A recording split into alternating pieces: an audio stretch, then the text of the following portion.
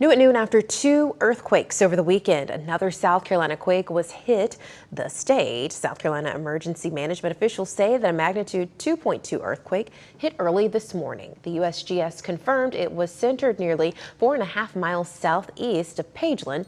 Over the weekend, two other earthquakes were reported. Officials say a magnitude 2.1 happened on Saturday near Elgin. Then on Sunday, USGS officials say a magnitude 2.7 earthquake happened around that same area.